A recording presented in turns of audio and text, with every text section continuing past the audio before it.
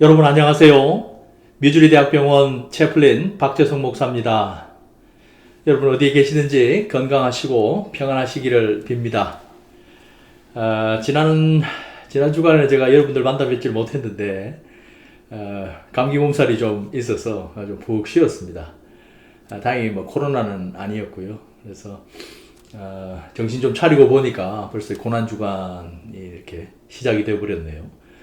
여러분 종료주일 잘 보내시고 이제 고난주간 또 첫 번째 이제 날을 맞이하셨을 텐데 이번에 이 고난주간을 통해서 좀 예수님의 그 행적을 비교적 그 시간 순서대로 이렇게 좀 정리를 잘 해놓은 그 마가복음을 중심으로 해서 한번 예수님의 행적을 쭉 이렇게 한번 매일매일 따라가 보고자 합니다.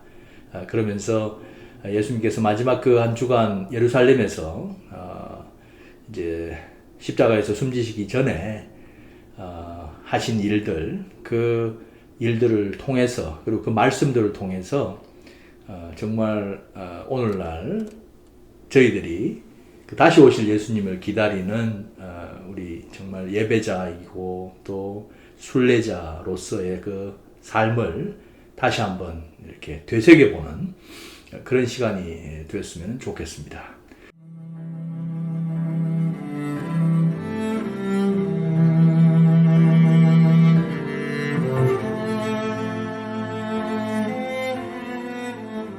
오늘 첫 번째 시간으로 이제 예수님께서 이제 그 갈릴리에서부터 시작해서 이제 여행을 쭉 하셨죠. 그래서 제자들을 데리고 이제 6월절 시기에 맞춰서 지금 이제 시점으로 하면은 이제 4월 한 중순 그 시점에 이제 6월절이니까 이제 그 시점에 맞춰서 이제 예루살렘을 향해서 이제 여행을 하셨고 이제 한 일주일 정도 전에 이렇게 예루살렘에 이제 입성하신 거예요. 그러니까 이제 예수님 소문이 그냥 예루살렘에 파다했을 것 아닙니까? 모든 기적과 이적, 그 어떤 사람들은 선지자라고 하고 또 어떤 사람들은 이게 정말 하나님의 아들 메시아라고도 부르기도 하고, 그래서 얼마나 많은 사람들이 그 관심을 가졌겠습니까?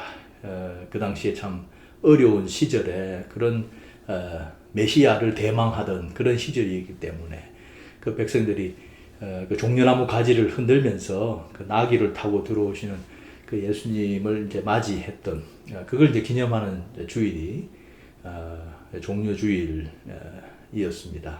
다시 이제 성전에 들어오셨다가 이제 그 가까운 이제 베다니로 다시 이제 나가셔서 하루 주무시고 그 다음날 다시 성전으로 이제 들어오는 그런 날입니다. 말씀 속으로 한번 들어가 보겠습니다.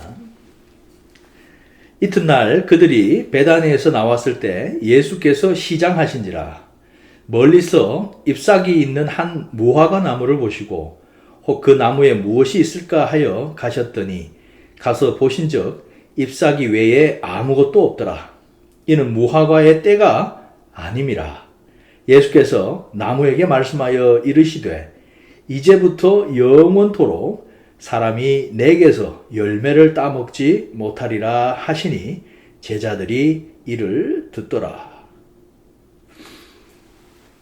이게 지금 예수님 성전 정화 사건 바로 앞에 지금 나와 있는 내용이에요. 여러분 이게 상식적으로 이해가 되십니까? 상식적으로 이해 안 되시죠? 저도 안 됩니다. 그죠?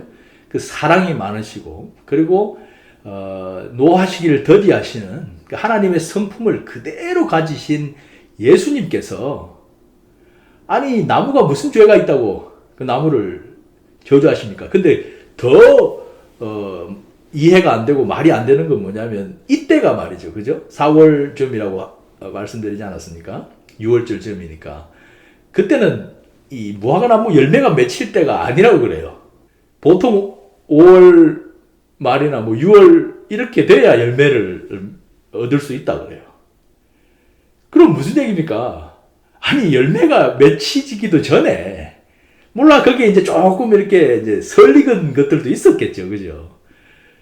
그런 나무에게 당신이 시장하시다고 아니 열매를 안 맺었네 하면서 그렇게 그 나무를 저주하신다는 게, 그리고 하시는 말씀이 좀 무섭습니다. 그죠? 이제부터 영원토록 사람이 내게서 열매를 따먹지 못하리라. 그래서 이걸 이제 항상 말씀을 드리지만 성경에 나와 있는 이 내용을 어떨 때는 그 문자 그대로, 일어난 그대로, 그 팩트 그대로, 사실 그대로 받아들여야 하지만요. 대부분은 뭐 그렇게 해도 별 의미가 뭐 이렇게 어렵진 않습니다. 그런데 많은 경우에 이 성경의 진술이라는 것은 그런 과학적인 진술이나 혹은 또 터무니없는 그런 신화적인 진술하고는 좀 거리가 멀게 상당히 그 영적으로 해석을 해야 되는, 그런 신학적으로 해석을 해야 되는 그런 부분들이 분명히 있습니다. 그런 걸 우리 소위 말하는 우리 이제 교부들 가운데서 이름난 성 어거스틴 같은 경우는 그런 이야기를 했다고 그래요. 성경을 읽다가 너희들의 상식에 부합하지 않는 내용들이 나올 때는 그건 반드시 어떤 상징적인 의미가 있는 것이다. 거기에는 그걸 문자 그대로 받아들이면 안 된다. 그건 뭔가를 이렇게 마치 우리가 손가락으로 달을 가리킬 때처럼 이렇게 달을 가리키는 손과 같은 그런 역할을 하는 그런 것이다. 그렇게 이제 이야기를 했다고 해요. 그래서 사실 이제 이 부분이 바로 그런 부분이죠.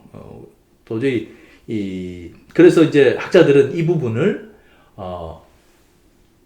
예수님의 어떤 그 예언자적인 그런 그 행위다, prophetic action or symbolic action, 이렇게 이제 표현을 하거든요. 근데 그게 참 재밌는 게 뭐냐면, 이게 마가복음 기자가 이 내용을 적으면서 그 일종의 이제 클루가 되는 그 실마리가 되는 걸 넣어 놓았어요. 무슨 말씀이냐면, 자, 이 이야기가 끝나고 이제 오늘 저희가 나누려고 하는 그 이야기가 나옵니다. 제가 이제 다시 한번 읽겠습니다. 그들이 예루살렘에 들어가니라. 예수께서 성전에 들어가사 성전 안에 매매하는 자들을 내쫓으시며, 이렇게 쭉 이제 성전을 정화하는 이야기가 나오고요. 예수님께서 그 유명하신 말씀을 하시죠. 그 성전을 정화하시고 보시면서 하시는 말씀이, 기록된 바 내 집은 만민이 기도하는 집이라 칭함을 받으리라 하지 않았느냐. 너희는 그곳을 바로 강도의 소굴로 만들었도다. 이렇게 준엄하게 꾸짖으시면서 그 당시 이제 성전 안에서 행해지고 있었던 그런 어떤 그 경제적인 이득을 취하려는 무리들의 그런 부조리, 이걸 이제 그냥 사이다 발언을 지금 하고 계시는 거죠.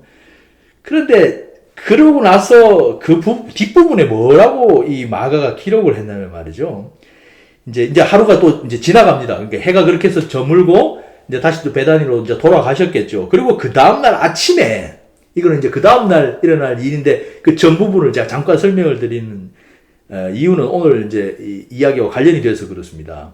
20절 읽겠습니다. 그들이 아침에 지나갈 때 무화과 나무가 뿌리째 마른 것을 보고 베드로가 생각이 나서 여짜오되 랍비여 보소서 저주하신 무화과 나무가 말랐나이다. 이걸 마가가 왜 여기에 넣어놨느냐 이 말이죠.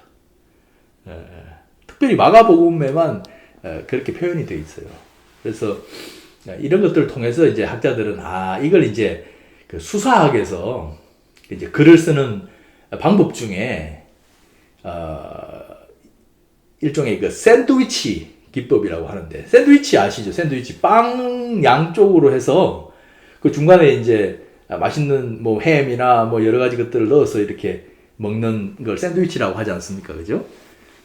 그 샌드위치 기법이라고 하는 건데, 그게 뭐냐면 자기가 이야기하려고 하는 중심적인 그 내용, 그 앞뒤로 그 내용을 감싸는 이야기들을 이렇게 해놓은 거예요.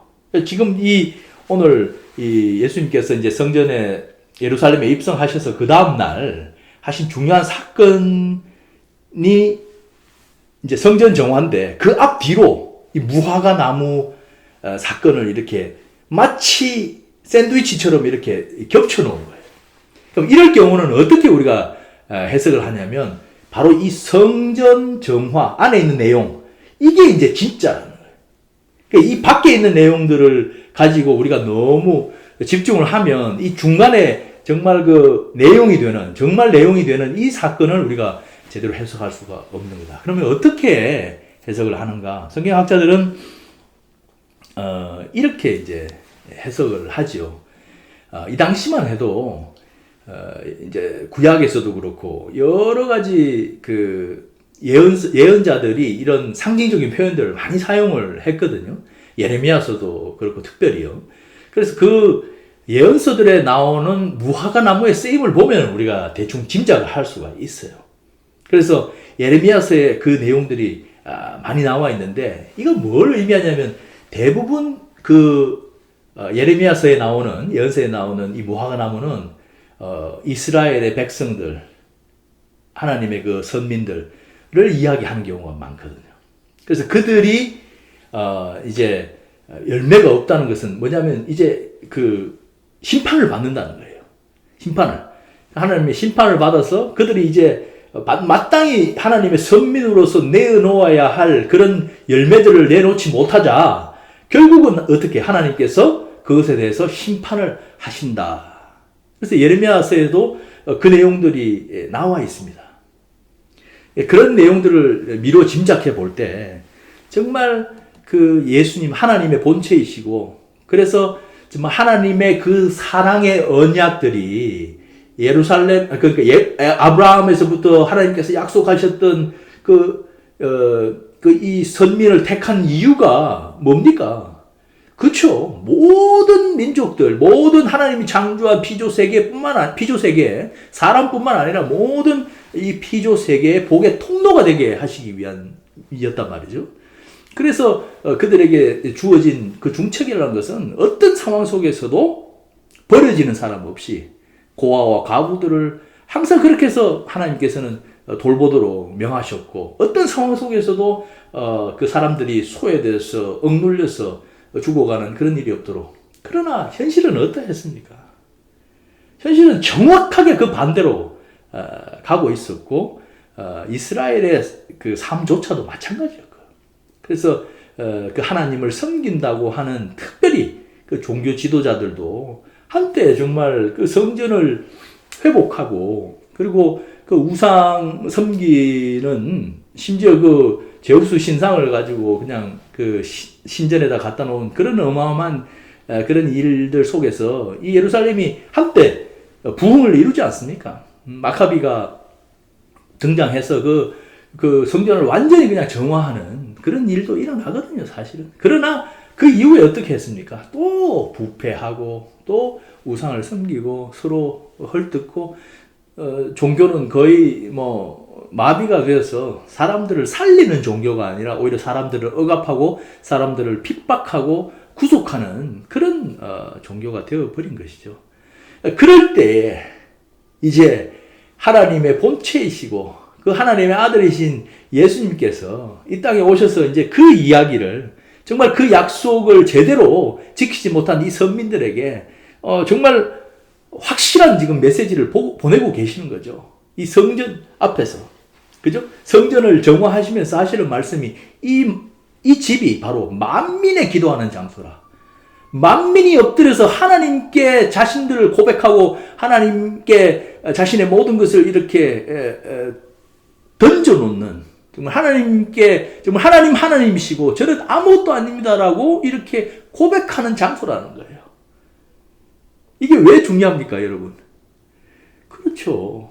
너희들 선민이랍시고, 그리고 또 남자들만 성전에 들어와서 이렇게 하나님을 높인답시고 이렇게 성전 세도 내고 동물도 잡고 이렇게 하는데 과연 너희들 마음속에 그 하나님이 계신가 하는 걸 물어보는 거죠. 정말로 이 성전 되려면 너희들뿐만 아니라 그리고 이 로마의 압제 속에서 그리고 그 속에서도 또 그 불평등한 대접을 받고 정말 사회에서 이렇게 소외받는 그런 노예나 그런 어떤 그 당시에 죄인이라고 불렀던 그런 사람들, 너희들 마음속에 그 사람들에 대한 생각이 조금이라도 있느냐? 하나님은 그 사람들을 다 버린 것 같으냐? 너무나 혁명적인 말인 것 같아요. 만민의 기도하는 집이라. 모든 사람들을 위한 것이라는 거죠. 모든 사람들.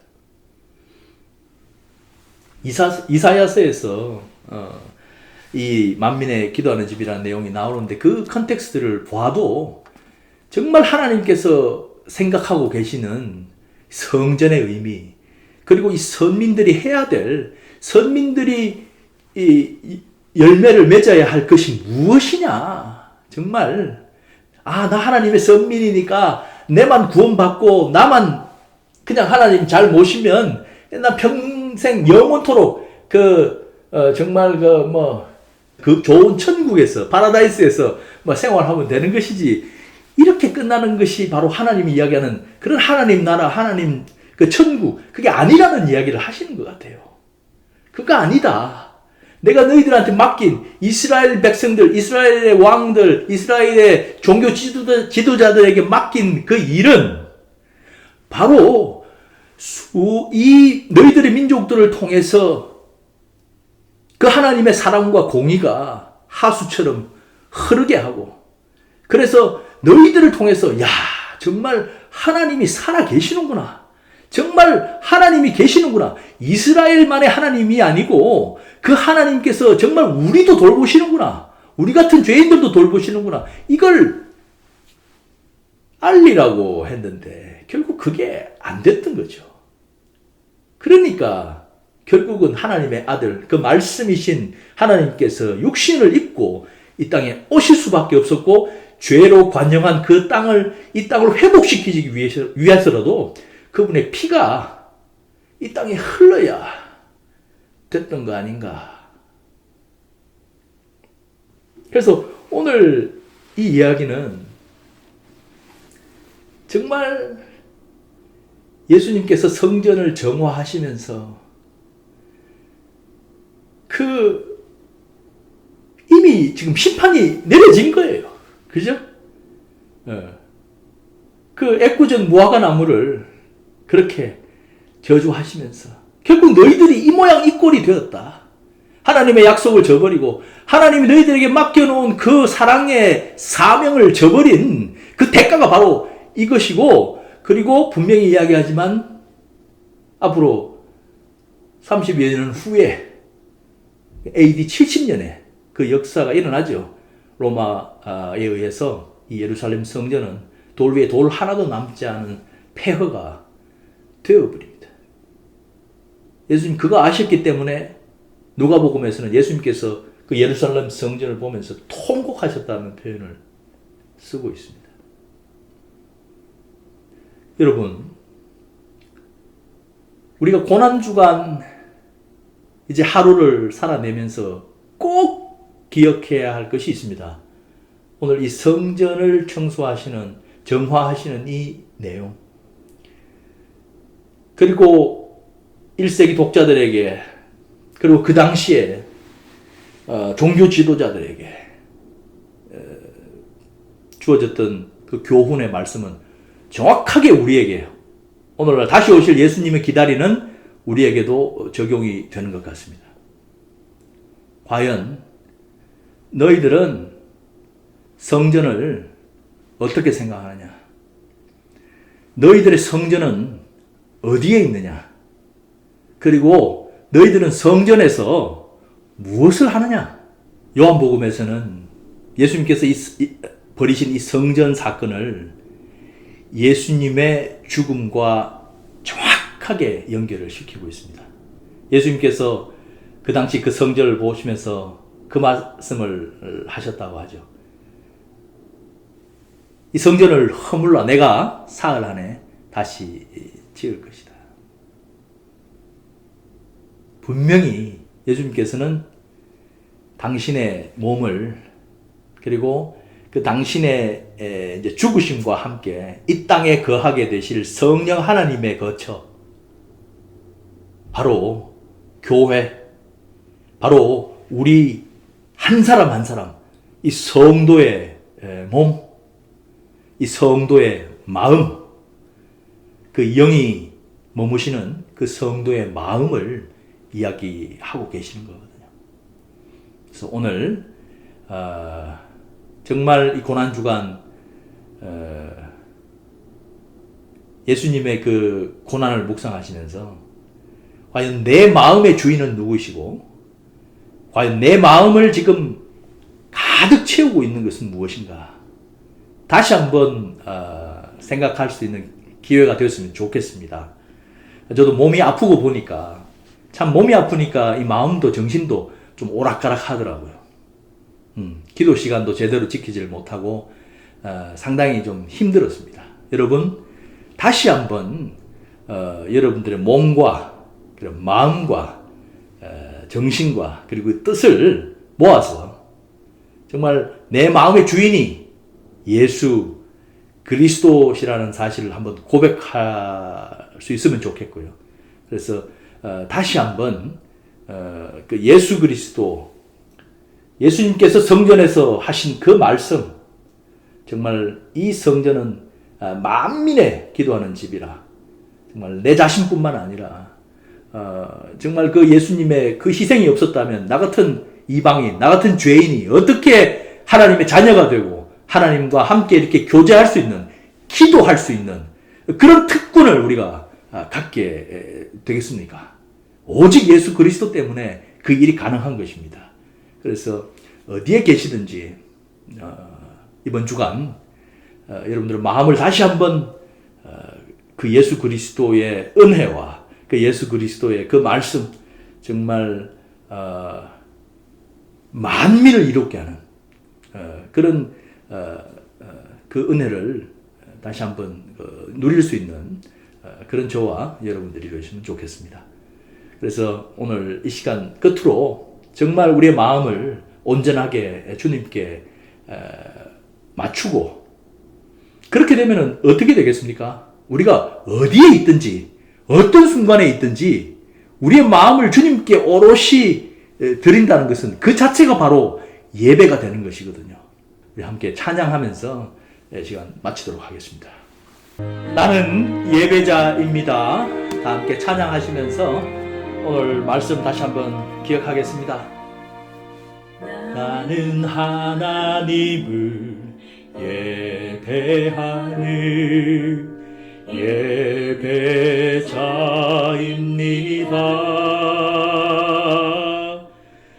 내가 서 있는 곳 어디서나 하나님을 예배합니다. 하나님을 예배하는 예배자입니다.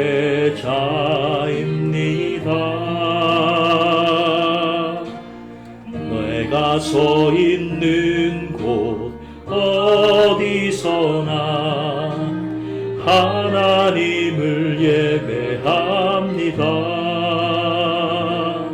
내 영혼 거룩한 은혜를 향하여 내 마음 완전한 하나님 향하여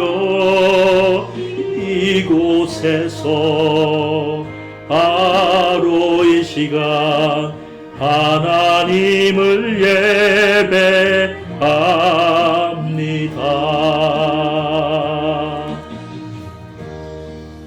하나님 감사합니다. 정말 우리의 마음에 이 성전 온전히 주님께 드릴 수 있도록 이 시간 하나님께서 함께하여 주셨어. 우리의 마음을 질서정연하게 주님께로 돌려 주시옵소서. 회개할 것이 있다면 회개하고 주님 앞에 다시 설 수 있도록 은혜 내려 주시옵소서. 예배자의 길로 인도해 주시옵소서. 나는 하나님을 예배하는 예배자입니다.